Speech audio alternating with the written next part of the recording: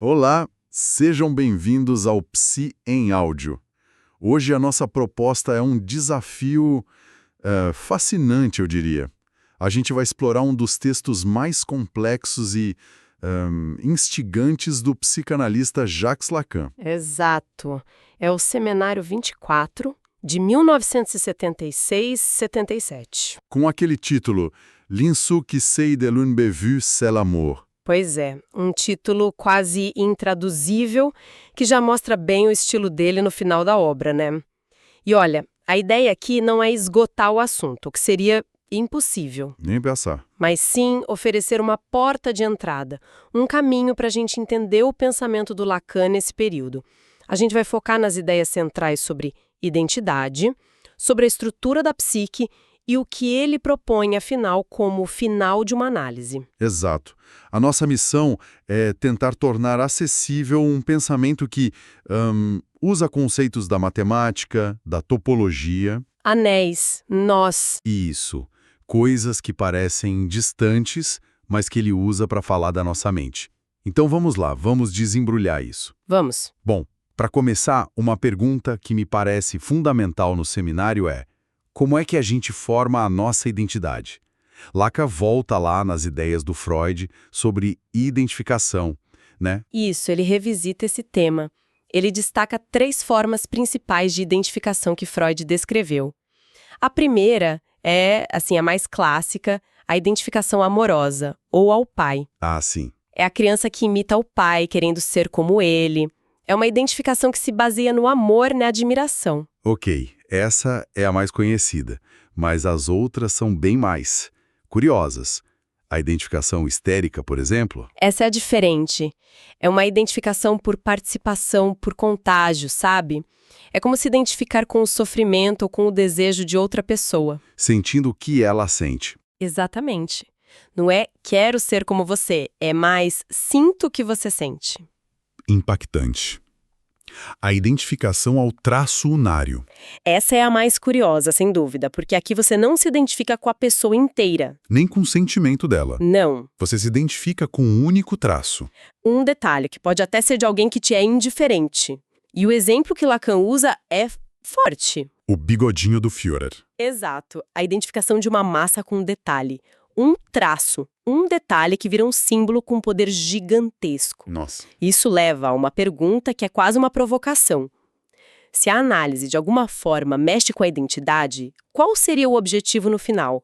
Sair de lá se identificando com o analista? Pois é, Lacan questiona exatamente isso. Ele, descarta completamente essa ideia. Seria só trocar uma identificação por outra, né? Justamente.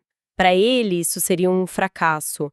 E aí ele sugere algo muito radical, quase um absurdo à primeira vista. Que é? O fim da análise seria se identificar com o próprio sintoma. Peraí, como assim se identificar com o sintoma? Com aquilo que faz a gente sofrer. Parece estranho, né? Mas a ideia é que o sintoma não é só um problema a ser eliminado. Ele é a forma mais singular, mais autêntica que cada um de nós tem de existir, de se relacionar com o mundo. É o que a gente conhece de mais íntimo sobre nós mesmos. Exato. É a nossa assinatura. Identificar-se com ele seria uma forma de saber lidar, ou savoir-y-faire, que ele fala. É aprender a usar essa nossa estrutura fundamental. Ok, isso é uma virada de chave.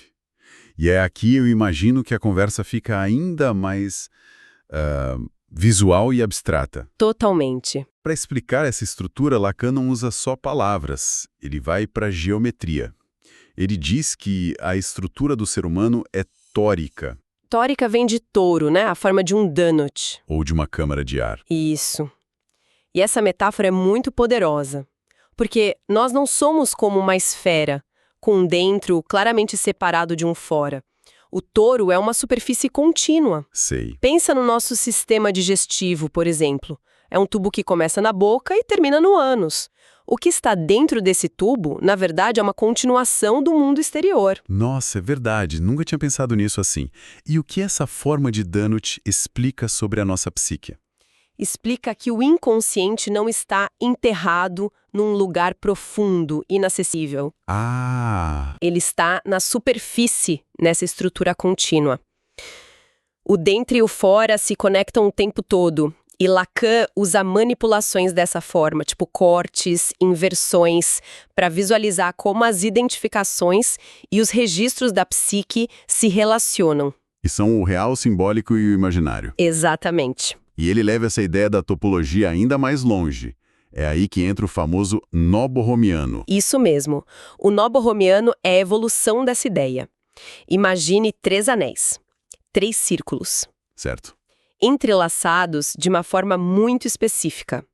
Se você cortar qualquer um deles, os outros 2 se soltam. Ah, então eles não estão um dentro do outro, como naquelas correntes normais. Não, eles só ficam juntos se os 3 estiverem presentes, amarrados dessa maneira.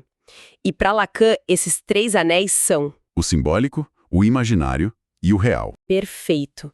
O simbólico é o universo da linguagem, da cultura, das leis. O imaginário é o reino das imagens, do ego, da forma como a gente se vê. E o real, que é sempre o mais difícil de definir. O real é aquilo que escapa. Escapa da linguagem e da imagem.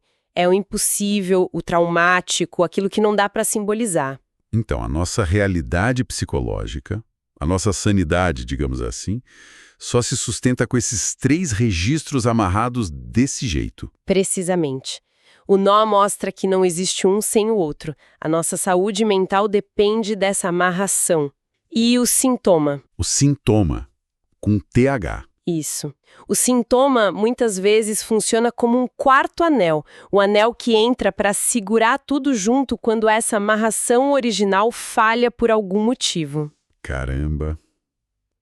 Isso muda a clínica completamente. Muda tudo. Olha, a gente está mergulhando bem fundo nas ideias de Lacan, e se este conteúdo está de alguma forma expandindo a sua percepção, não se esqueça de curtir este áudio. Isso ajuda muito a gente a continuar trazendo essas explorações de forma mais acessível. Bom, tudo isso pode soar muito teórico, mas no seminário, Lacan traz um exemplo que eu achei fascinante, de como essas dinâmicas aparecem numa experiência do dia a dia. Ouvir música. Sim, é um exemplo ótimo. Um dos colaboradores dele apresenta uma análise da experiência musical. Primeiro a gente é apenas ouvinte, né? Passivo. Mas aí acontece uma inversão. É como se de repente a música nos ouvisse.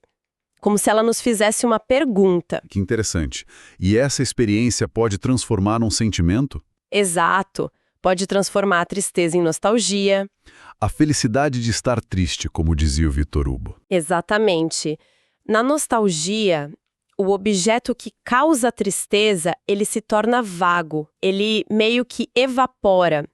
Isso é o que a psicanálise chama de sublimação. Entendi. A música nos permite fazer um percurso em volta de um objeto perdido, de uma falta, e encontrar uma outra forma de satisfação, de gozo, a partir disso. É uma demonstração prática de todo esse circuito complexo da pulsão que ele estava descrevendo com a topologia. Perfeito. É isso. Então, o que a gente pode tirar dessa viagem pelo Seminário 24? Falamos de identidade, de uma psique com forma de donut, de nós que nos estruturam e até da experiência de ouvir música. Acho que a grande mensagem é que Lacan nos convida a pensar na identidade não como algo fixo, sabe? Mas como uma estrutura complexa, dinâmica.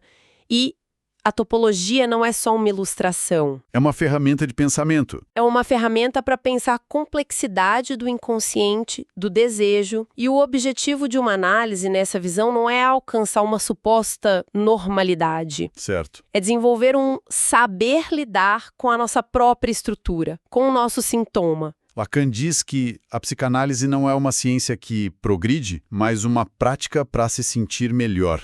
E ele sugere que a interpretação do analista deve ser poética. Isso, usando a ambiguidade da linguagem, como um poema faz. O que nos deixa com uma reflexão final, eu acho. Se a interpretação que transforma é poética e não científica, o que isso revela sobre a natureza da verdade pessoal de cada um de nós? Uma ótima pergunta para a gente ficar pensando. Agradecemos por nos acompanhar nesta análise aqui no Psi em Áudio. Obrigada, pessoal! E para mais áudios sobre psicologia e as ideias que moldam nossa mente, siga o nosso canal.